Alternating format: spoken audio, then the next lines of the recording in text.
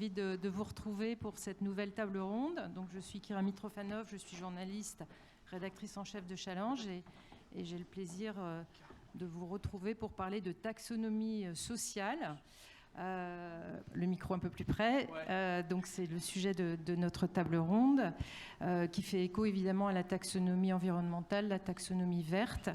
On va voir comment, mais d'abord je voudrais vous présenter nos invités. Les hommes sont minoritaires, je leur sais remarquer, donc on va prendre le sujet justement à l'envers. On va commencer par les hommes. André Coine, donc vous êtes fondateur et directeur, PDG de Impact, qui est une agence de notation des entreprises sur les questions sociales.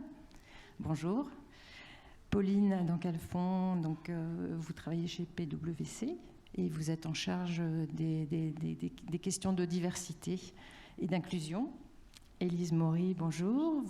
Enchantée. Vous travaillez chez Engie et vous aussi vous vous occupez de ces sujets de diversité et d'inclusion. Vous allez nous en parler un petit peu plus tard. Arnaud Naudan, bonjour. Vous êtes président du directoire de l'agence BDO, qui est un grand groupe d'audit et de conseil. Et vous-même, vous êtes très engagé sur ces questions. C'est une société qui, depuis 2021, a décidé de prendre le statut d'entreprise à mission et vous-même de vous engager sur un certain nombre de questions qui nous intéressent aujourd'hui. Et Valérie Pivert-Diallo, bonjour. Vous êtes DRH du groupe Volkswagen France. Et vous nous raconterez vous aussi, notamment en matière d'égalité hommes-femmes, ce que vous faites dans la filiale de ce grand constructeur automobile allemand que tout le monde connaît, bien sûr. Alors peut-être avant de commencer, peut-être un mot sur la taxonomie sociale, parce que moi-même, quand j'ai vu l'intitulé de notre table ronde, j'étais un petit peu surprise. Je connaissais la taxonomie environnementale, taxonomie verte, mais je n'étais pas sûre de savoir exactement ce qu'on voulait dire avec taxonomie sociale. Évidemment, la deuxième partie de l'intitulé, la transparence au service de la diversité socio-culturelle, vous aide à comprendre le sujet. L'idée, c'est effectivement, à l'instar de la taxonomie verte, de se poser la question de savoir s'il faut des normes connues et partagées de tous, peut-être même des lois, pour avancer en matière de diversité socioculturelle dans l'entreprise. Donc pour évoquer ce sujet, comme on est assez nombreux, on devait être 6 finalement. Fanny Picard du fonds Alter Equity n'est pas avec nous, on est un petit peu moins nombreux, mais on va quand même essayer de bien serrer les sujets, notamment en s'appuyant sur les expériences des entreprises, et c'est comme ça que je passerai la parole aux différents interlocuteurs, mais aussi pour avoir une vision d'ensemble de ce sujet, effectivement de la diversité. Vous savez tous, la diversité socio-culturelle, vous savez tous que c'est une demande qui monte beaucoup, notamment chez les jeunes salariés, les jeunes consommateurs.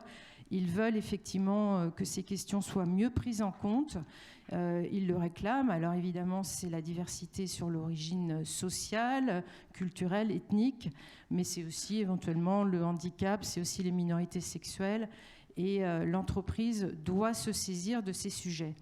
On aurait pu espérer que le sujet avance justement grâce à la taxonomie avec des nouvelles normes à l'occasion de la directive européenne qui sera mise en place l'an prochain et qui s'appelle donc la CSRD. Malheureusement, la question sociale dans la durabilité de l'entreprise, puisque c'est le sujet de cette directive, n'est pas franchement abordée. En tout cas, c'est votre conviction, André Coine. Vous me l'avez dit, vous m'avez même parlé d'un échec. Donc expliquez-nous un petit peu votre vision. Je rappelle donc André a une entreprise qui fait de la notation sociale des entreprises, donc qui regarde très près, qui fait des baromètres pour évaluer la politique sociale des entreprises. Et donc parlez-nous de cette directive qui est assez décevante d'un point de vue de l'évolution de la diversité sociale et culturelle des entreprises. Alors d'abord, le point de départ, c'est la taxonomie sociale qui devait en 2022 compléter la taxonomie verte et pour mémoire, c'est un projet qui est européen et non pas français. Et la Commission a décidé d'interrompre le projet. Donc il y a plein de travaux qui ont été faits, il y a eu beaucoup d'échanges sur ces sujets-là, mais pour l'instant, il n'y a rien de concret. Une taxonomie, et notamment la taxonomie sociale, ça vise à identifier les activités dans les entreprises qui ont une contribution positive sur une problématique. Alors là en l'occurrence, sur une problématique sociale. Le problème, c'est qu'on est dans un continent, et dans une organisation européenne où personne ne se met d'accord. Il n'y a pas vraiment d'Europe sociale. Et les objectifs des différents pays ne sont pas tous alignés. Du coup, c'est très difficile de mettre en place une régulation qui dirait qu'est-ce qui est bon pour la société et qu'est-ce qui est pas bon pour la société. Alors, on pourrait être chagrin et dire on n'y arrivera jamais. Ils ont donné rendez-vous en 2024, donc peut-être que ce sujet va revenir. Mais ce qui est intéressant, c'est comme vous l'indiquiez, Kira, c'est la CSRD, qui est, elle, beaucoup plus avancée. Elle a été votée, c'est une directive qui va être mise en place. Et en fait, ça couvre la partie de reporting que les entreprises doivent faire sur les questions environnementales, sociales et de gouvernance, le fameux ESG. Et là-dessus, il y a 12 standards, 12 thématiques, et sur les 12, il y en a 4 qui sont sociales. Mais malgré cela, ça reste encore, par rapport au sujet qu'on travaille aujourd'hui, ça reste un petit peu décevant, parce qu'en fait, on est un peu dans une phase où on aurait pu être il y a 10 ou 15 ans. Par exemple, la définition de diversité dans la CSRD, ça commence par la parité femmes-hommes. Après, ce qui a été cranté, c'est les personnes en situation de handicap. Et puis après, c'est à votre bon cœur, messieurs, dames, il n'y a pas de contraintes, il n'y a pas de sujet particulier. Il y a une incitation à reporter sur des activités qui concernent la diversité telle que nous l'entendons, mais elle n'a pas de côté contraignant. Ce qui veut dire que selon les pays, vous allez avoir des reportings qui sont différents. Et du coup, ça sera assez difficile de comparer les entreprises sur ces caractéristiques sociales. Alors, qu'en est-il justement en France? Parce qu'il y a l'Europe, il y a donc cette nouvelle directive, mais la charte de la diversité en entreprise, elle existe depuis 2004. Il y a quand même un certain nombre de groupes, et on le verra tout à l'heure, dans quelques instants, que certains groupes, et pas des moindres, se saisissent de ce sujet. Vous-même, comme vous êtes une agence de notation, qu'est-ce que vous constatez, notamment dans les entreprises du CAC 40? On parlera du SBF 120 tout à l'heure, mais je crois que vous avez des chiffres quand même intéressants à nous donner. Donc chaque année, nous lisons les rapports, notamment toute la partie extra-financière des entreprises. Et j'ai fait un petit pointage sur le CAC 40. On a comparé les reportings qui ont été faits sur l'exercice 2022, l'année dernière, et celles qui avaient été faites 2 ans auparavant sur 2020. En termes dans le domaine de la diversité, la sensibilisation, il y avait 75% des sociétés du CAC qui en parlaient en 2020, et on est à 97%. Donc cette partie-là, elle est couverte. De même, les chartes, on était à 60% en 2020 et on est aujourd'hui à 90%. Les chartes concernant le LGBT, on était à 42% et on est à 85%. Donc vous voyez, il y a une espèce de courbe et ça veut dire que les grandes entreprises ont tout embrassé ces sujets et commencent à se positionner. Alors pas forcément sur tous, mais elles nomment tous les sujets qu'il faut traiter. Et ça sera intéressant d'ailleurs qu'elles expriment comment elles le mettent en place. Eh ben, on va le faire tout de suite avec vous, Pauline. Donc, je le rappelle, vous êtes associée chez PwC et vous êtes en charge de ces questions d'inclusion et de diversité. Vous avez mis en place des outils, vous avez une politique très volontaire sur le sujet. Dites-nous, racontez-nous ce que vous faites. Donc, je rappelle, PwC, c'est l'un des Big Four de l'audit et du conseil. Très grande entreprise, beaucoup d'employés, et donc une politique volontariste en la matière. Effectivement, donc l'inclusion des diversités, ça fait partie des piliers de la stratégie de PwC France et Maghreb, c'est-à-dire que c'est au cœur de notre plan stratégique. Il n'y a pas un plan stratégique d'un côté, puis une stratégie inclusion diversité de l'autre. Ça, c'est la première chose. On a, on va dire, 3 dimensions dans notre stratégie. La première, pour faire écho à l'échange qu'il y avait précédemment, c'est faire en sorte qu'il y ait un environnement qui soit bienveillant et que tout le monde chez PwC ait les mêmes chemins de carrière, quelle que soit sa singularité, les diversités dont il ou elle peuvent être issus. La deuxième chose, c'est qu'on accompagne du coup nos clients sur ces sujets d'inclusion des diversités. Donc ça peut aller de services de type consulting, de revues fiscales, d'audit aussi, puisqu'évidemment il y a on peut auditer des éléments comme par exemple l'égalité dans les salaires entre hommes et femmes, sachant que les réglementations évidemment sont différentes selon les pays. Il y a un troisième axe, et je vais peut-être illustrer là des actions très concrètes qu'on a mises en place, c'est qu'on accompagne aussi des associations qui œuvrent pour l'inclusion des diversités pour augmenter l'impact qu'elles peuvent avoir dans la société. À titre d'exemple, on a un partenariat avec Diversides. Et avec Diversides, en fait, on a décidé de vouloir faire un état des lieux justement de la diversité dans les entreprises il y a 2 ans. Et on a, donc avec Diversides et Occurrence, publié un baromètre de la diversité dans les entreprises. Ce qu'on a vu, c'est qu'on avait plus de 85% des actifs qui souhaitaient que leur entreprise s'engage beaucoup plus en faveur de la diversité. 100%, et ça fait écho avec ce que vous disiez André, des entreprises qui s'accordaient pour dire qu'il y avait une corrélation entre performance économique et diversité. Et un chiffre qui piquait un petit peu, on avait un salarié sur 2 qui nous disait qu'il redoutait d'être sujet en fait à discrimination. Après ce premier baromètre qui à la fois faisait un état des lieux et qui faisait aussi une revue de toutes les bonnes pratiques, on a interrogé des dirigeants justement pour leur demander ce qui marchait, ce qui ne marchait pas, ce qui permet d'avoir des choses aussi actionnables et partageables. On a voulu faire un baromètre de la diversité dans les startups, parce que les startups, c'est le tissu économique finalement de notre avenir. Et là, on a vu qu'on avait presque 40%, ce qui est énorme, des salariés qui nous disaient qu'ils avaient été victimes ou témoins de discrimination. Donc ça, c'est un chiffre qui faisait mal.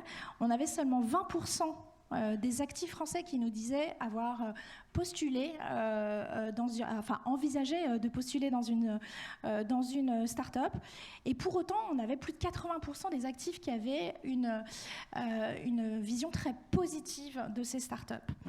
À l'issue de la publication de cette étude avec du coup Diversides et la Fondation Mosaïque avaient créé un mouvement qui s'appelle Take Your Place.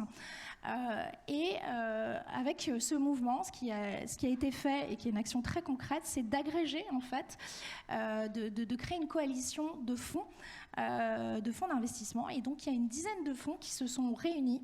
Et nous, PwC, on a pu les accompagner pour rédiger une clause en fait dans leur pacte d'actionnaires qui permet en fait de faire progresser la diversité. Donc la dizaine de fonds, il y avait notamment Alter Equity, Euraseo, Ring Capital et bien d'autres. Cette clause, c'est quelque chose de très concret parce que les fonds s'engagent. Et je rappelle que souvent, le nerf de la guerre dans l'inclusion économique, c'est l'argent. Donc, premier point, les fonds s'engagent.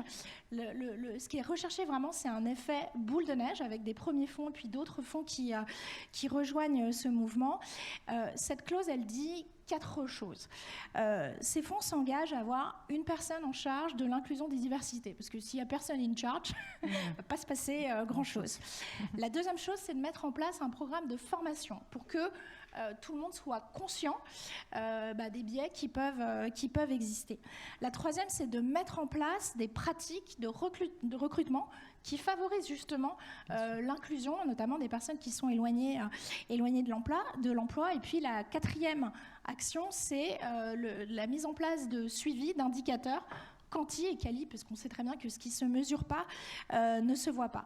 Au-delà de ce pacte d'actionnariat qui a été signé, et encore une fois, le fait de mettre d'accord cette dizaine de fonds, c'était pas facile, et donc c'est quelque chose de très concret parce que ça change bien entendu leur politique vis-à-vis du portefeuille d'entreprise qu'elles gèrent. On a encore été un peu plus loin puisque suite à la publication aussi de ce baromètre, Jean-Noël Barrot a décidé aussi de faire évoluer les critères de diversité pour qu'ils soient plus pris en compte dans l'entrée du Next 40 ou SBF 120. Et ça, c'est des actions très concrètes qui se permettent de multiplier l'impact dans la société en s'appuyant sur des associations qui sont sur le terrain. C'est très concret, effectivement. Merci beaucoup pour cette intervention.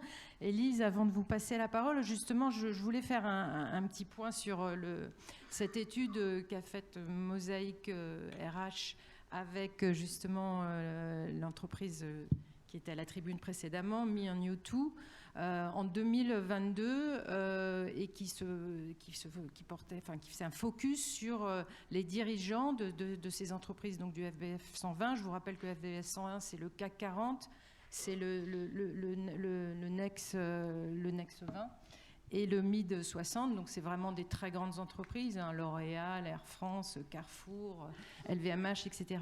Et donc cette étude voulait regarder quels étaient le profil et notamment l'origine ethnique et culturelle des dirigeants et des administrateurs.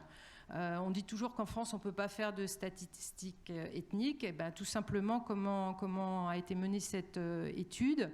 On a regardé le nombre de personnes tout simplement non blanches parmi ces dirigeants et ces administrateurs du FBF 120.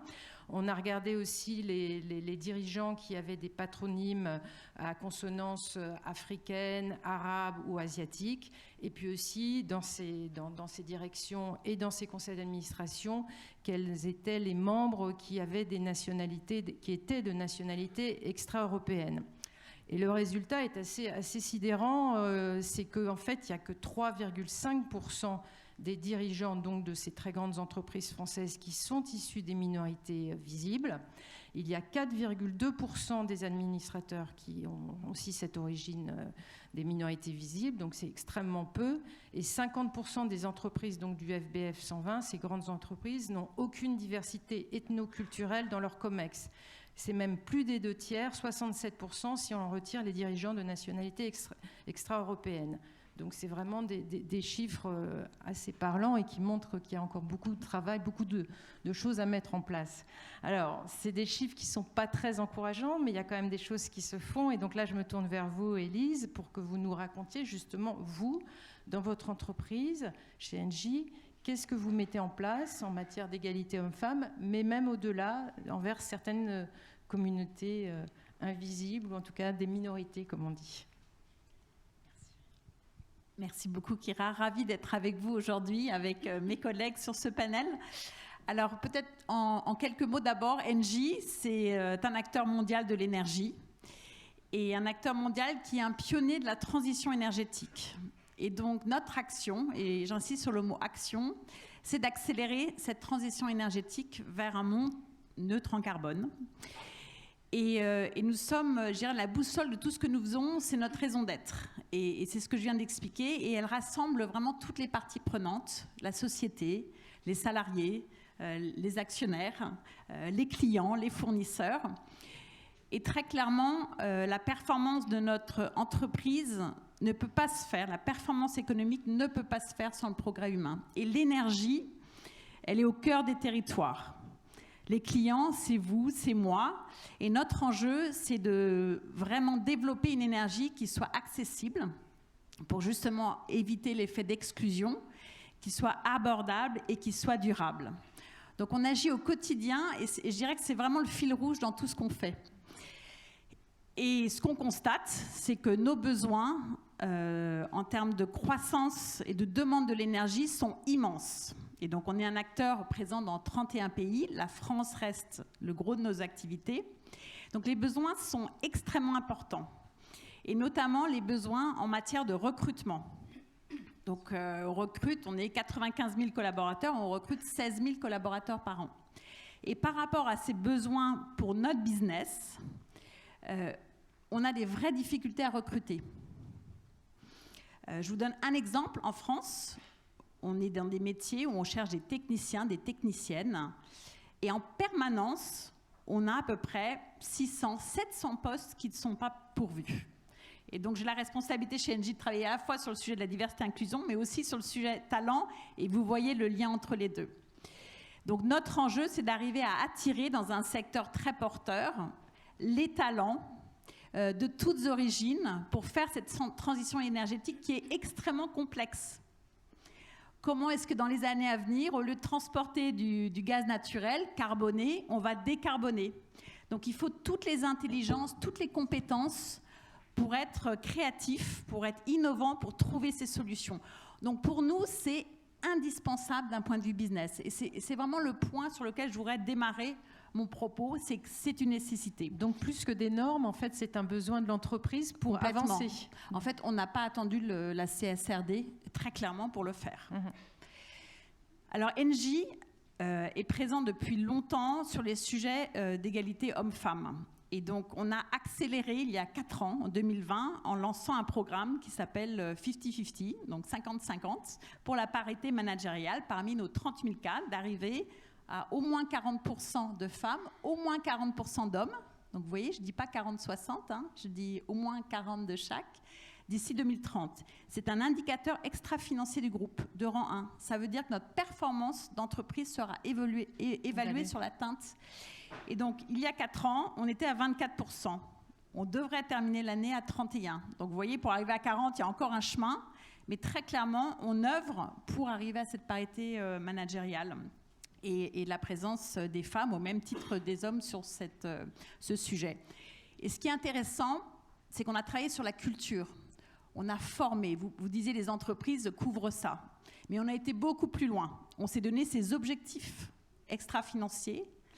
On a inclus dans le bonus des dirigeants une part très clairement liée à l'atteinte de ces objectifs. Et je peux vous dire que l'année dernière, on n'était pas à l'objectif. Ça fait bouger les lignes. Cette année, on va se rapprocher très clairement de l'objectif. Mais l'effet boule de neige, et je vous parlerai d'un exemple très concret qui m'a été donné. On parlait dans notre communication de notre programme des hommes et des femmes. Eh bien, on a eu tout un groupe de salariés qui nous ont dit « Je suis ni un homme, ni une femme. J'ai une autre identité de genre. » Et donc, on a vu qu'on avait quelque part une exclusion. Et donc, on a décidé d'aller à l'écoute de nos collaborateurs, d'aller écouter d'autres entreprises partout dans le monde qui œuvrent pour élargir, en effet, cette taxonomie, pas seulement les hommes et les femmes. Et on a priorisé notre stratégie diversité-inclusion sur 5 dimensions. Bien sûr, la parité, mais aussi l'orientation sexuelle et l'identité de genre. Et là, on n'est pas sur la représentation, on ne recrute pas quelqu'un sur son orientation sexuelle. Par contre, on doit s'assurer qu'il n'y a aucune discrimination par rapport à ce choix. La 3e dimension, c'est les origines. C'est des sujets à aborder lors de ce sommet, qu'elles soient culturelles, linguistiques, nationalité, origine sociale. Bien sûr. Sujet très important, mais aussi parcours académique. Voilà, on ne veut pas des salariés qui soient tous des mêmes écoles, qui ont tous le même mode de pensée statique. Génération, c'est pas seulement l'insertion des jeunes, c'est fondamental, mais c'est aussi l'accompagnement des seniors dans leur parcours de carrière. Et sur les jeunes, Engie a un objectif très fort, puisque nous avons un objectif extra-financier, encore une fois, d'arriver à 10% d'alternants d'ici 2030. On est à 7,5. Et non seulement ça, mais on a défini un objectif d'ici 2 ans qu'au moins 10% de nos alternants soient issus des quartiers prioritaires de la ville. Donc on va mesurer. La mesure est fondamentale. On est déjà à 9%. Donc vous savez quoi, on ne va pas rester à 10, on va monter. Et si vous faites QPV plus 300 mètres, c'est 20%. Très bien. Donc là, c'est de la taxonomie, effectivement, sociale très, très claire. Des normes, vous voulez fixer, des objectifs, donc une trajectoire, exactement comme pour les questions environnementales. Exactement. Donc et c'est complètement le lien. On parle de transition juste dans l'énergie, la juste place pour tous. D'accord. Très bien. Alors, Valérie Piver-Diallo, bonjour. Donc, je le rappelle, vous êtes DRH du groupe Volkswagen France. Est-ce que votre micro marche ? Alors, je vais tester. Je ne sais pas si vous m'entendez. Oui, on vous entend. Bonjour, on vous entend. Vous n'êtes peut-être pas aussi avancé que Engie, je ne sais pas, vous nous le direz. Mais en tout cas, ce que moi, j'ai compris quand on s'est parlé pour préparer cette table ronde, c'est que vous avez une politique en matière d'égalité homme-femme qui est très intéressante, très avancée dans un groupe, évidemment, un constructeur automobile où il y a plutôt des hommes, que ce soit à la production, même à la vente ou en logistique, vous allez en parler. Et pourtant, ce sujet, ce chantier de l'égalité, vous l'avez pris à bras-le-corps et vous m'avez dit, vous allez nous l'expliquer, que ça a été pas seulement un sujet de parité, mais de performance de l'entreprise. Ça vous a permis d'avancer globalement en vous appuyant sur ce sujet de l'égalité homme-femme. Donc racontez-nous ce qui s'est passé et comment vous menez ce chantier. Exactement. Bonjour à tous, merci. Donc Volkswagen, vous connaissez très certainement, mais le groupe à l'échelle du monde, c'est 680 000 salariés, une vingtaine de marques. Et au niveau de la France, Volkswagen, c'est 6 marques, avec donc Volkswagen pour véhicules particuliers utilitaires. C'est aussi des marques comme Skoda, Seat Cupra, très orientées vers les jeunes. C'est également la marque Audi et enfin la marque Lamborghini. Donc du coup, moi je suis DRH pour ce périmètre-là en France avec nos réseaux de partenaires, donc les concessionnaires, et nous sommes sur deux bassins d'emploi très très différents, l'un très urbain et l'autre plus... je ne sais pas comment dire, rural ou champêtre, dans l'Aisne. Donc, le groupe Volkswagen, vous avez dit, c'est un constructeur automobile, mais c'est un groupe qui est en profonde transformation, puisque nous ne sommes plus simplement des constructeurs automobiles, nous sommes aussi des fournisseurs de mobilité durable. Qu'est-ce que ça veut dire ?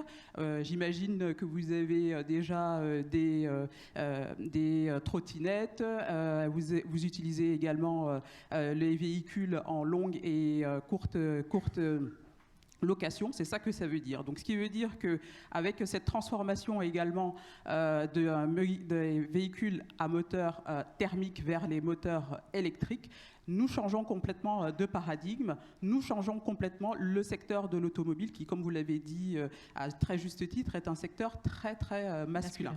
Donc le groupe, dans son ensemble, nous a mis plusieurs objectifs dans le cadre de sa stratégie, donc qui est une stratégie où nous avons un pilier, l'humain, au cœur de la transformation, donc la transformation que je vous ai partagée jusque-là, et un deuxième pilier qui concerne les RH sur la diversité et l'inclusion. Et dans ce cadre, donc diversité et inclusion, nous avons des objectifs en termes d'internationalisation de nos boards et de féminisation de l'ensemble de nos effectifs, et en particulier de la féminisation également du top management. Secteur très masculin. En France, concrètement, dans le secteur automobile, on est à peu près à 25% de femmes. Chez Volkswagen Group France, on est à 31%. Pour ce qui est des boards, nous sommes, même le groupe est à 17% avec un objectif d'arriver à 19% à horizon 2025. Nous, chez Volkswagen Group France, nous sommes déjà à 23% et nous espérons arriver à 25-26% d'ici 3 ans. Donc un petit peu en avance sur le groupe. Et vous le disiez, Chiara, à juste titre, donc pour tout ce qui est travail sur l'égalité professionnelle, sur les salaires, etc. Mais je suis en charge donc des ressources humaines et de l'environnement de travail. Et avec le grand dépôt logistique que nous avons à Villers-Cotterêts, je vous invite à venir le visiter d'ailleurs, parce qu'il est exceptionnel. Je suis toujours aussi impressionnée.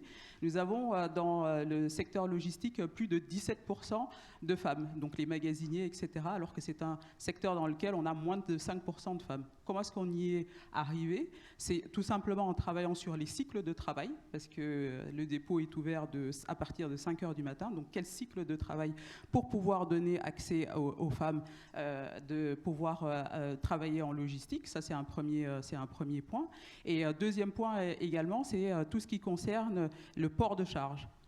Lorsque vous avez votre pare-brise à changer, un pare-brise c'est 25 kg, je vous imagine une femme porter ça, c'est pas possible. Donc on travaille sur les exosquelettes qui permettent d'améliorer les conditions de travail. Et ces conditions de travail, c'est bien au-delà de la parité, de l'égalité homme-femme. Ça travaille également pour la parité, pour l'amélioration des conditions de travail de l'ensemble de nos collaborateurs. Et les gros challenges sur lesquels on va continuer de travailler, c'est justement cette parité pour améliorer les des conditions de travail pour attirer d'autres types de profils, aussi bien sur les concessions et sur les emplois plutôt dits col bleu, mais également sur les emplois plutôt dits col blanc, parce que pour pouvoir travailler sur l'égalité professionnelle, il faut également avancer sur les sujets de parité et d'amélioration de conditions de travail, parce que c'est un enjeu clé pour nous, pour réussir cette transformation qui est absolument capitale de décarbonation, comme ma collègue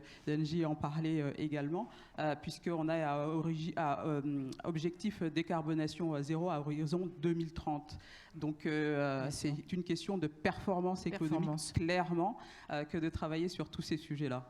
D'accord. C'est très intéressant. Donc, on peut faire de la performance économique tout en menant ce chantier, effectivement, de taxonomie sociale, d'égalité homme-femme.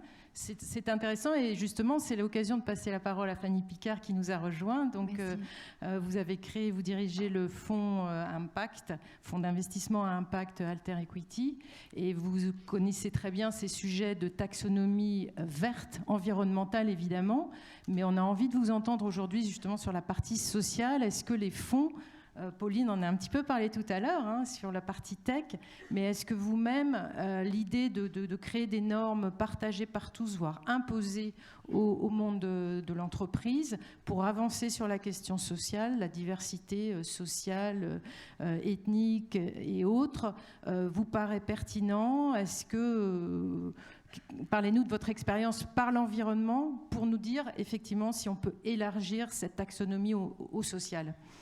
Merci de votre question. Pardon de mon retard. J'étais en train d'échanger avec le ministre Roland Lescure de l'Industrie en bas et ça a duré un petit peu plus longtemps que ça n'était prévu. Donc pardon.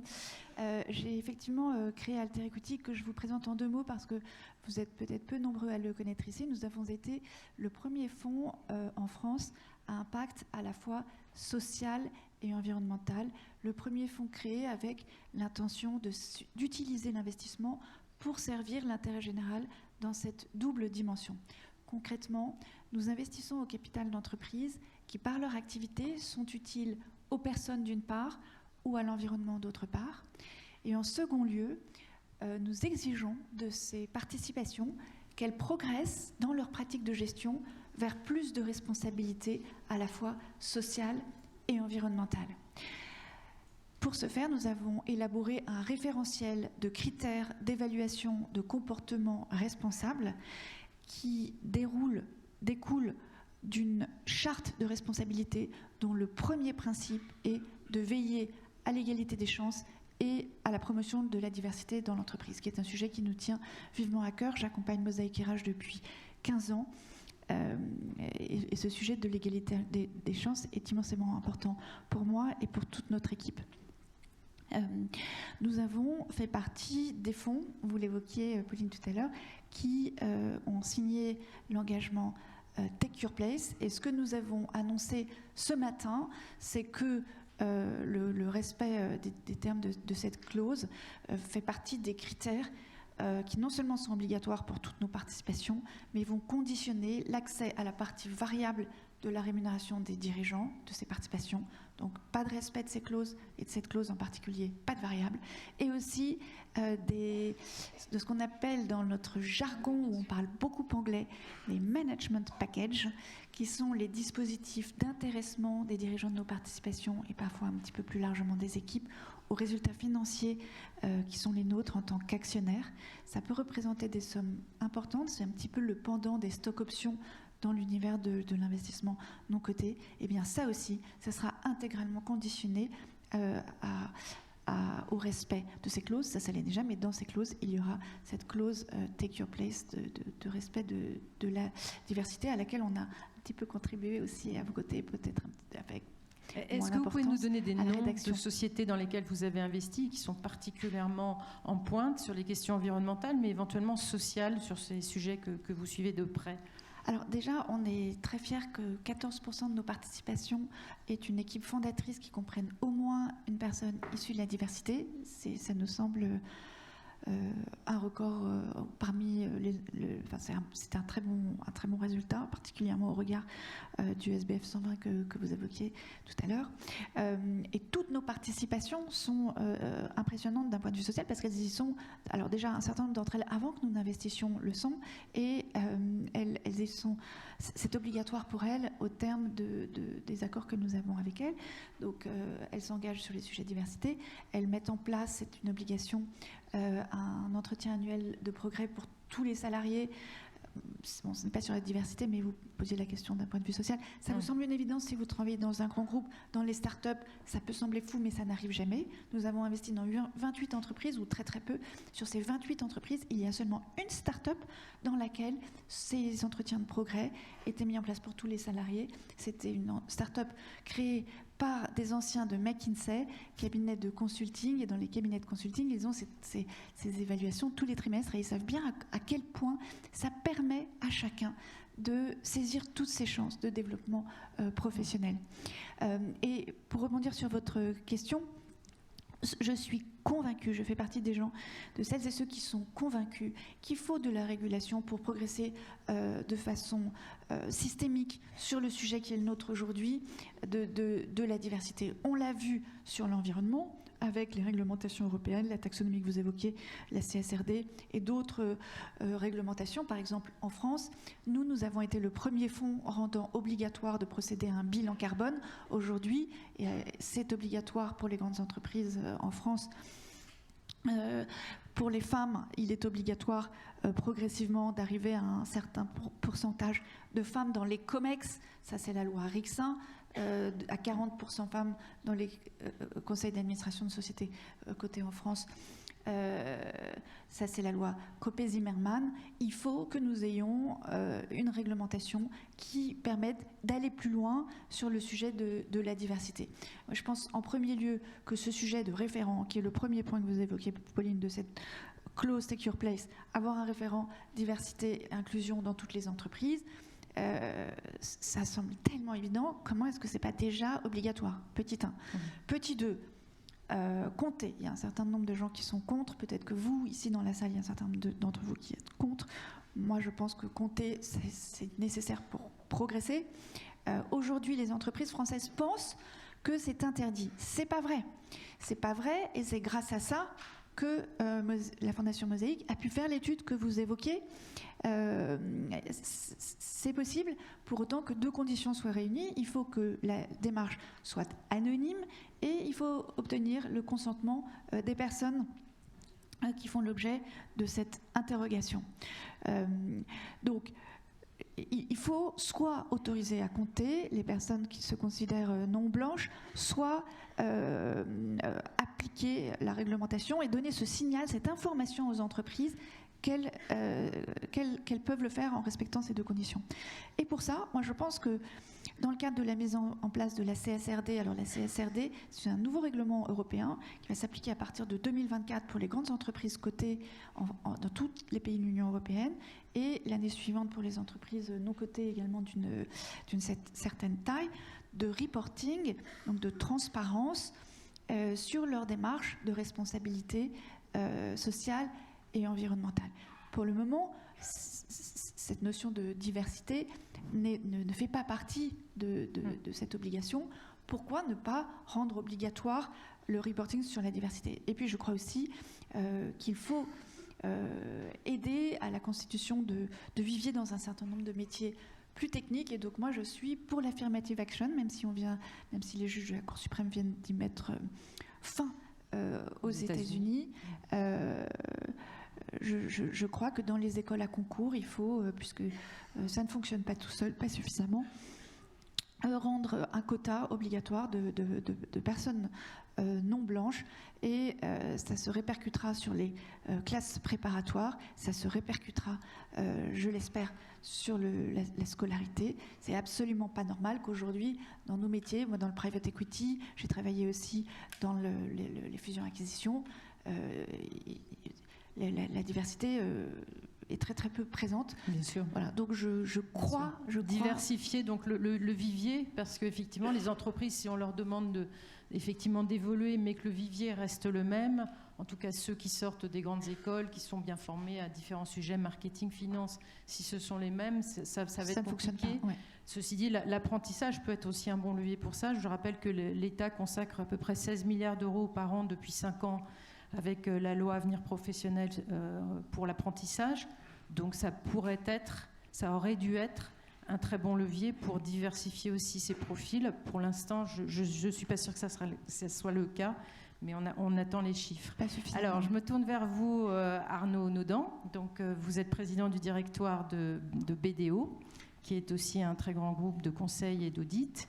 Et vous êtes donc, vous considérez que l'entreprise doit être engagée, doit être militant, et que vous-même, à titre personnel, en tant que patron, vous l'êtes, puisque l'entreprise, depuis 2021, est une entreprise à mission, et que pour rebondir un petit peu sur ce qui a été dit précédemment, ce sujet de compter, de former pour avancer sur les sujets qui nous intéressent aujourd'hui, de diversité sociale et culturelle, c'est tout à fait nécessaire, et vous le mettez en place dans votre entreprise. Alors, racontez-nous comment. Oui, alors tout à fait. Alors pour présenter BDO rapidement, donc nous on représente en France BDO International, donc qui est un grand cabinet d'audit et de conseil. On est plus de 110 000 dans le monde, et donc depuis maintenant presque 3 ans en France, on est société à mission. Alors pourquoi est-ce qu'on a mené cette transformation? Et donc vous le disiez, moi c'est une conviction personnelle et qui finalement a été rejointe par 94% de nos associés. Mais une conviction, c'est que l'entreprise est avant tout politique. C'est le lieu qui rassemble dans la société, et les dirigeants doivent s'engager. On a besoin d'avoir des entreprises engagées, et à la question qui fait quand même beaucoup débat, est-ce qu'on a besoin de nouvelles lois, de nouvelles réglementations? Moi, j'avoue que j'ai jamais réussi personnellement à me positionner sur quelle est la meilleure manière de traiter le sujet. On doit reconnaître que sur le sujet de la parité, ça a permis d'atteindre des résultats. Mais néanmoins, je pense que ça passe avant tout par les entreprises, et que si les dirigeants sont convaincus et engagés, on peut obtenir des résultats qui sont très bons. Et effectivement, concrètement chez nous, alors pourquoi est-ce qu'on avait fait ça? Peut-être pour vous donner la genèse et finalement la raison d'être du groupe. On est aujourd'hui un cabinet d'audit, de conseil, d'expertise comptable. On a une très grande diversité de profils. On a, je pense, pris conscience de tous les enjeux qui sont devant nous, que ce soit les enjeux environnementaux, les enjeux sociétaux. Et on a estimé que le rôle de cette profession et le rôle de notre cabinet était de mettre à disposition nos expertises pour amener les entreprises à se transformer. On est assez convaincus que les entreprises qui ne prennent pas le virage de la transformation vont mourir demain. Alors, le demain reste à le définir, et c'est là où on peut avoir beaucoup de débats, mais globalement, que ce soit sur les aspects environnementaux, que ce soit sur les aspects sociétaux, la pression va être telle que de toute manière, que vous soyez convaincu ou vous ne le soyez pas, n'importe quel dirigeant d'entreprise a cet enjeu de pérennité. Donc nous, on a mené cette propre transformation, et pour atteindre cette raison d'être qui est d'amener nos clients à se transformer, on avait quand même aussi besoin de nous de mener notre propre transformation. Et je pense que même si notre profession, et j'en parle avec une consoeur, a fait quand même beaucoup de choses pour se transformer, il y a encore beaucoup à faire sur l'ensemble de ces sujets. Alors comment est-ce que nous on a traité ça? Alors on évoquait les sujets d'égalité salariale. Alors je dirais, je pense dans nos cabinets, chez nous tout du moins, le sujet est assez évacué. On a 95% d'index, on a des grilles de salaire qui sont les mêmes, on a une évolution dans chacun de nos métiers qui permet à la fois de fixer l'évolution de nos collaborateurs et collaboratrices et leurs éléments de rémunération variables. Donc là-dessus, je dirais, on s'estime assez vertueux. Sur le sujet de la parité, effectivement, notre profession a un réel enjeu, et on le voit très bien, je pense globalement. On a un recrutement qui est plutôt féminin, environ 60% de femmes chez nous, et on voit qu'on se retrouve plus qu'à 30% dans les associés. Donc on voit qu'on perd effectivement des personnes et qu'on a du mal à avoir la même parité dans notre partnership. Donc ça passe, on disait, beaucoup de sensibilisation, beaucoup de formation, beaucoup d'accompagnement, et puis des engagements très forts. Et donc sur le sujet notamment de la présence de femmes dans les organes de gouvernance, où là aussi il y a beaucoup de choses à faire quand on regarde un peu les statistiques dans notre secteur. On avait pris un engagement de travailler là-dessus et je pense que c'est toute la force notamment de la société à mission. Moi je milite activement sur ce sujet et sur ce dispositif parce que je pense, ou tout du moins ça a fonctionné chez nous, la beauté de l'entreprise à mission et de ce dispositif, c'est que finalement on se contraint. Et j'ai toujours tendance à penser, et finalement ça répondra peut-être à la question est-ce qu'il faut des lois, implicitement, oui. Mais finalement quand on se contraint, ça nous oblige à accélérer, autrement il y a toujours un moyen et une raison de dire qu'on n'avance pas. Donc nous, on s'est fixé une raison d'être, on s'est fixé des objectifs sociétaux, 5 objectifs dans le cadre de la mission, dont un sur la diversité et l'inclusion. Ça a forcément obligé à accélérer et à se poser, je pense, les bonnes questions. Et finalement, quand on se pose les bonnes questions et qu'on a une certaine contrainte, on arrive à des résultats. Et donc, au 1er janvier 2024, on sera au niveau de notre gouvernance. Donc, quand on regarde nos 3 organes de gouvernance, parce qu'on a travaillé sur l'ensemble des lettres, le E, le S, le G, et sur les aspects gouvernance, en termes de liés à notre engagement de mission, on a un directoire, on a un conseil de surveillance qui contrôle notamment sur les aspects d'éthique, de risque, l'action du directoire, et on a un 3e organe de gouvernance qui est un comité mission, qui est donc chargé de s'assurer que l'entreprise met bien les moyens pour atteindre ses objectifs de mission. Quand je regarde ces 3 organes, à partir du 1er janvier, on aura une gouvernance qui sera 100% paritaire. 50-50. Ce qui était, on était loin d'être là, et je dirais globalement présidente de notre comité mission, une femme, conseil de surveillance, une femme présidente, et au directoire, c'est moi. Mais voilà. Et ça, je pense que c'est un résultat extrêmement concret de cet engagement. J'en reviens à ma conviction première. Si les dirigeants sont engagés, on arrive à des résultats qui sont tangibles. Et finalement, la loi, et vous disiez, Engie n'a pas attendu la CSRD pour mener un certain nombre de choses, mais je pense que s'il y a une volonté politique des dirigeants et des actionnaires, c'est finalement beaucoup plus fort qu'une loi. J'admets qu'on a peut-être besoin de lois aussi pour amener certains qui n'auraient pas cet engagement à se transformer. Vous m'aviez dit juste pendant l'entretien de préparation que vous aviez été quand même assez bluffé de la manière dont la France avait avancé sur l'égalité homme-femme grâce aux lois Copé-Zimmermann, Eriksen, que c'est même quelque chose que vous ne pouviez pas imaginer il y a 10 ans. Donc on voit bien que vous-même, vous considérez quand même que la loi permet des avancées assez extraordinaires, dont tout le monde s'empare en plus aujourd'hui comme un levier de performance et veut presque imiter la France. Donc sur les questions de diversité un peu plus large, sociale, parce que vous avez parlé des femmes, des 50%, ce qui est extrêmement positif, en tout cas qui va dans le bon sens. Sur les autres formes de diversité sociale, est-ce qu'il y a aussi un chantier, est-ce qu'il y a aussi une réflexion, est-ce qu'il y a aussi des objectifs et une trajectoire dans votre entreprise? Oui, évidemment, on travaille sur l'ensemble des sujets. Peut-être déjà, si on regarde le groupe tel qu'il est structuré aujourd'hui, on est présent dans 50 villes. On exerce des métiers qui sont par nature très diversifiés, de l'expertise comptable, du conseil, de l'audit, pour différentes catégories de clientèle, différents secteurs. Donc je dirais, je ne vais pas dire qu'on est diversity native, mais naturellement dans les recrutements, on a quand même une diversité de profils qui est très large et donc de parcours. Par contre, il est vrai, on a des biais dans nos recrutements.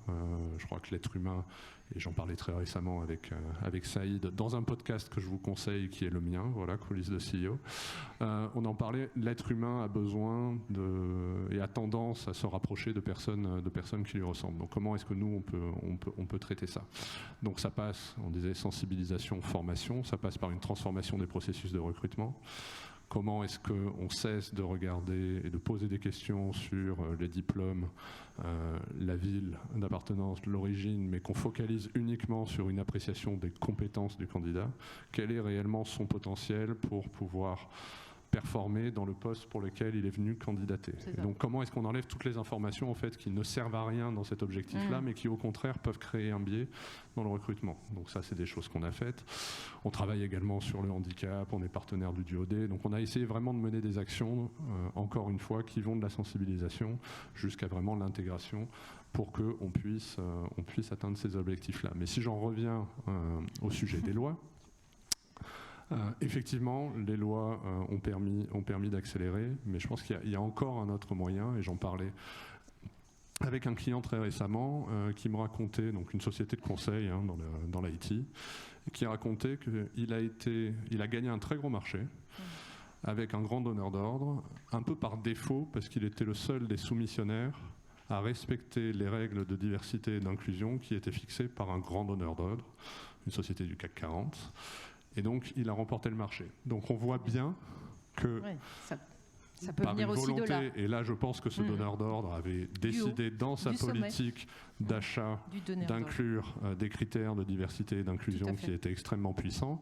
Et donc c'est la même chose que je dis sur les aspects environnementaux. Si vous ne vous transformez pas, si vous ne calculez pas un bilan carbone, si vous n'avez pas une trajectoire SBTI, de toute manière, vous allez sortir du marché et vous ne pourrez plus opérer. Et je pense que pour la diversité et l'inclusion, c'est la même chose. Le jour où l'ensemble de la chaîne de valeur, et donc ça doit partir des très grands groupes, et beaucoup d'entre eux le font, mais si les très grands groupes se mettent à inclure dans leur politique d'achat des critères d'inclusion et de diversité extrêmement stricts et qui les respectent, je dirais par effet de capillarité, toutes les entreprises vont s'y mettre, parce que là on est plutôt entre grandes entreprises, mais il y a également tout le paysage économique français, les petites, les PME, qui doivent également se transformer. Alors, je reprends la parole parce qu'on me fait signe et qu'on a encore une petite intervention. Je voulais terminer avec vous, Pauline, parce qu'en préparant là aussi cette table ronde, j'avais en tête, je l'ai lu récemment dans le Financial Times, je ne sais pas si c'est encore paru beaucoup dans la presse française, que le prochain président de PwC Monde sera d'origine africaine, il est ivoirien, il a fait ses études en France, il s'appelle Mohamed Kandé. Il a, vous m'avez dit, une triple en fait originalité. C'est que non seulement c'est le premier président d'origine africaine noire donc qui dirigera un des Big Four, c'est assez remarquable. Par ailleurs, il ne vient pas de l'audit.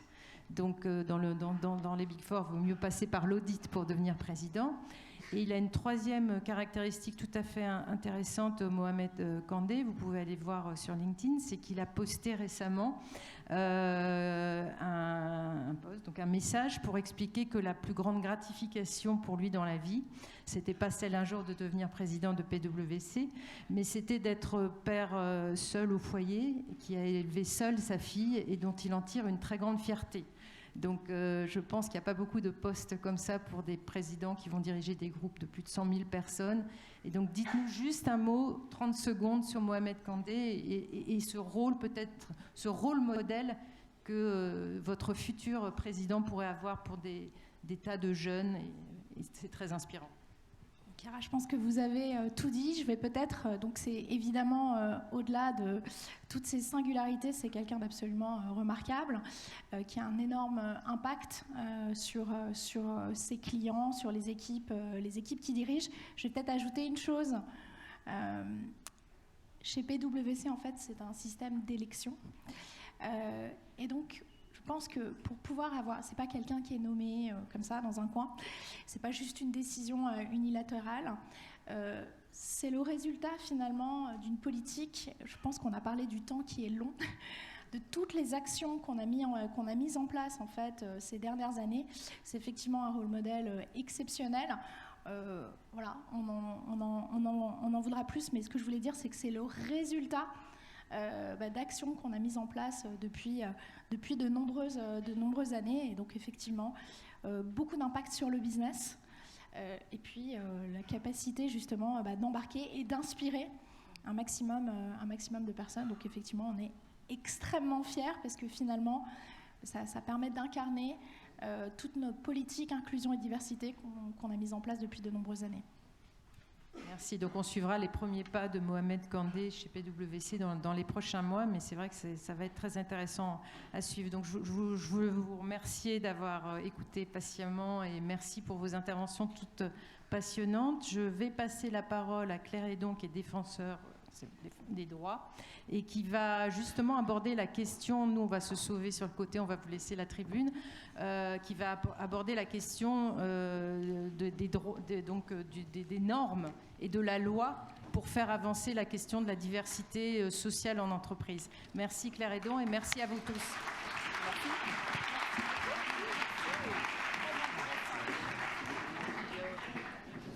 Merci. Bonjour à tous et à toutes. Je suis très heureuse d'intervenir aujourd'hui devant vous dans le cadre de ce sommet de l'inclusion économique pour partager quelques réflexions sur le thème de la diversité socio-culturelle. Et vous verrez, en fait, ce thème, je vais me permettre de le reformuler différemment et je vous expliquerai pourquoi. Mais peut-être qu'avant toute chose, je vous explique ce qu'est l'institution du défenseur des droits, parce que j'ai tout à fait conscience que nous sommes mal connus. D'abord, c'est ce qu'on appelle une autorité administrative indépendante qui est inscrite dans la Constitution, ce qui lui donne de la valeur, avec 2 missions principales. La première, c'est de traiter les réclamations dans nos domaines de compétences, dont justement la lutte contre les discriminations, la protection des droits des enfants. Nous sommes aussi l'organe externe de contrôle de la déontologie des forces de sécurité, une compétence qui nous a été rajoutée en 2016 et qui peut concerner très largement les entreprises, c'est la protection des lanceurs d'alerte. Et enfin, nous sommes aussi là pour le respect des droits des usagers de services publics, et c'est ce qui occupe en fait 80% de nos réclamations. Donc la première mission, c'est de traiter ces réclamations, et la deuxième, c'est de promouvoir les droits et les libertés. C'est que clairement le législateur a pensé qu'on n'était pas là simplement pour traiter de réclamations, mais bien de dire à partir des réclamations que nous recevons, qu'est-ce qu'il faudrait faire pour que les droits soient respectés, que la lutte contre les discriminations soit efficace. Et c'est dans ce cadre-là que nous faisons un certain nombre de rapports. Et nous intervenons dans les réclamations que nous recevons, majoritairement en médiation, dans plus de 80% des cas, qui aboutissent de façon positive dans les 3/4 des cas.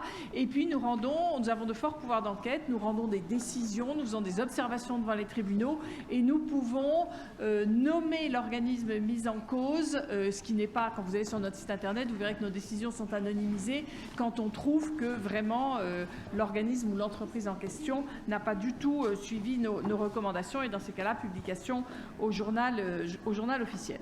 J'en viens maintenant au thème de mon intervention sur la diversité socio-culturelle. Faut-il aller plus loin dans la contrainte légale? Alors en fait, ce que je voudrais aujourd'hui, c'est pas tellement vous parler de diversité culturelle, mais de discrimination. Car en fait, c'est elles qui sont saisies par le droit, pas la diversité socio-culturelle. Et puis je trouve aussi que les termes de diversité, de mixité, d'inclusion servent parfois d'éléments de langage, et ce sont un terme que je n'affectionne pas franchement, et qui de temps en temps sonne creux. Les discriminations, elles ne sont pas de cet ordre.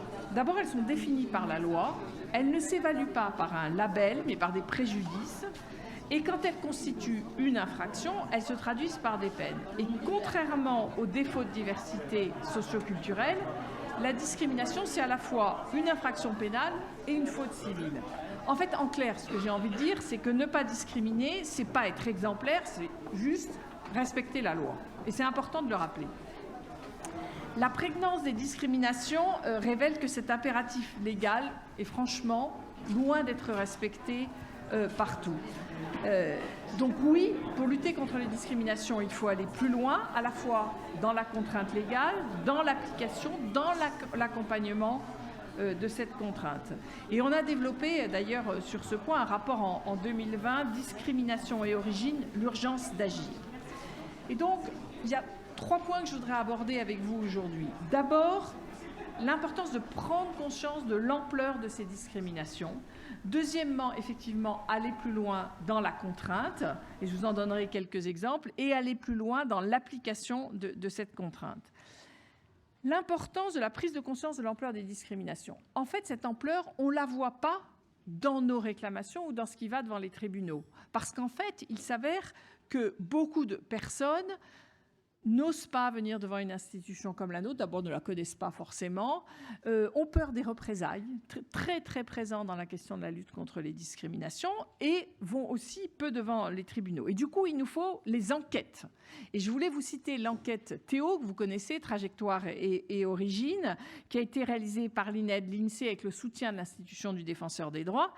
Et ça montre à la fois l'ampleur des discriminations et surtout le fait qu'elles sont en augmentation.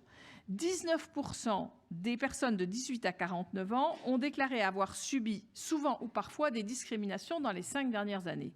Et ce chiffre, il était de 14% en 2008. Donc, sans aucun doute, une augmentation. Et dans ce que nous observons, nous, dans les réclamations qu'on reçoit, en discrimination, 6500 à peu près chaque année, 1/4 de nos saisines concernent l'emploi privé. L'autre quart, d'ailleurs, l'emploi public.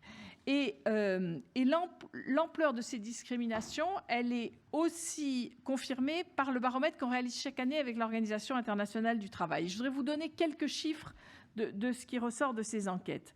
25% des personnes actives déclarent avoir déjà été victimes de discrimination ou de harcèlement discriminatoire dans l'emploi. 25%, ça fait un quart. Ce taux est plus élevé chez les personnes d'origine étrangère ou dont la couleur de peau n'est pas blanche. C'est entre 27 et 28% chez les immigrés et leurs descendants.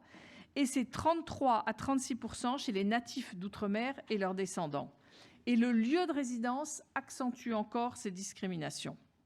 Et ces chiffres confirment que les discriminations se manifestent dans l'ensemble du parcours professionnel.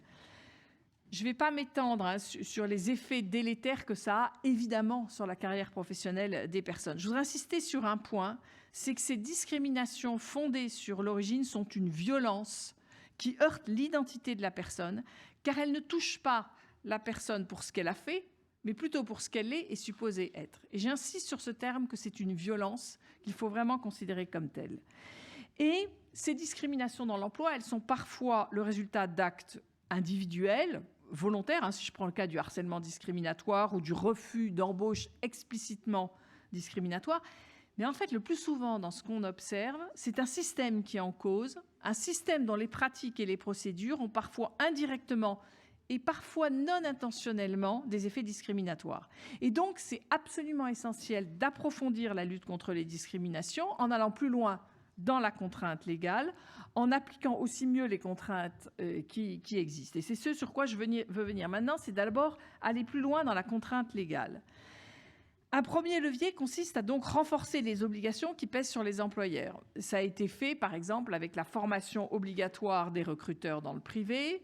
Je pense aussi au dispositif obligatoire de signalement des recruteurs, de signalement obligatoire dans la fonction publique pour les violences sexistes, sexuelles et pour les discriminations. La charge de la preuve, vous savez, a aussi été aménagée quand, au civil et pas au pénal, quand tous les éléments laissent à penser qu'il y a une discrimination, c'est à l'employeur de prouver qu'il n'a pas voulu discriminer. Les entreprises ont aussi eu d'obligation d'évaluer dans leur rapport de gestion leurs performances extra-financières. Mais vous le savez, cette déclaration permet aux entreprises de choisir elles-mêmes les enjeux sociaux et environnementaux qui leur paraissent les plus pertinents. Et nous recommandons que les employeurs aient également l'obligation de faire figurer dans ce rapport des indicateurs de mesure des discriminations liées à l'origine qui se produisent en leur sein. Il faut en faire en fait aussi une obligation. Le troisième point que je voulais aborder, c'est d'aller aussi plus loin dans l'application des contraintes, parce qu'il faut être en mesure, il ne faut pas simplement, je dirais, créer de nouvelles contraintes, mais aussi être en mesure de les appliquer et de les contrôler. Des procédures d'abord efficaces. La lutte contre les discriminations, elle ne peut pas reposer uniquement sur des procédures individuelles. D'abord parce que, je vous le disais, les victimes dénoncent peu les discriminations, et essentiellement par peur des représailles, aussi parce qu'elles pensent qu'elles n'ont pas forcément les preuves, que ça va être compliqué, long, que les voies de recours ne sont pas forcément toujours très claires. Mais aussi parce que, en fait, elles ont une dimension systémique qui dépasse très largement les situations individuelles. Et il existe, vous le savez, un levier pour ça qui est essentiel de développer, c'est l'action de groupe. Et ce recours a été créé en 2016. Et il doit permettre de reconnaître et de faire reconnaître des discriminations collectives au sein des organisations et d'obtenir la correction des pratiques en cause. Mais en fait, d'abord, ces actions de groupe, elles sont coûteuses, peu lisibles, et la réalité, elle reste peu nombreuse, mais quand je vous dis peu nombreuse, c'est très très peu nombreuse.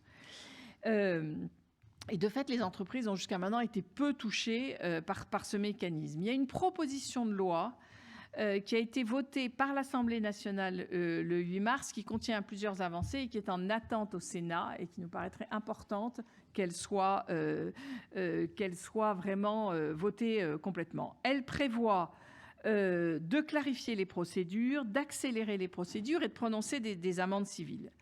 Il faut donc aussi Et donc, ce serait une avancée, mais il faut arriver au bout de cette loi. Il faut aussi renforcer les contrôles.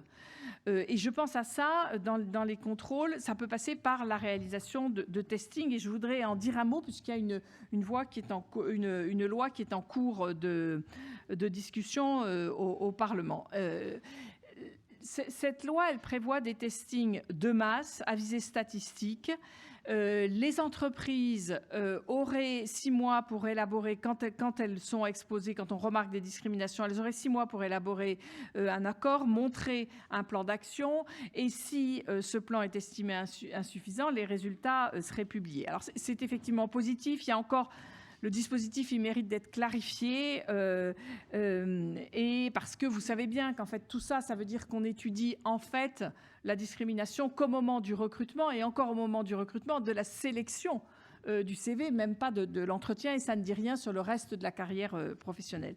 Ce texte, il prévoit aussi des testings individuels que nous faisons déjà et qui seraient aussi proposés d'être faits par la DILCRA. Alors ça nous paraît très néfaste pour les victimes de discrimination qui ne sauront pas forcément à qui s'adresser. Et quand ça concernera la fonction publique, un organe de l'État ne me paraît pas faire preuve de garantie d'indépendance que nous avons.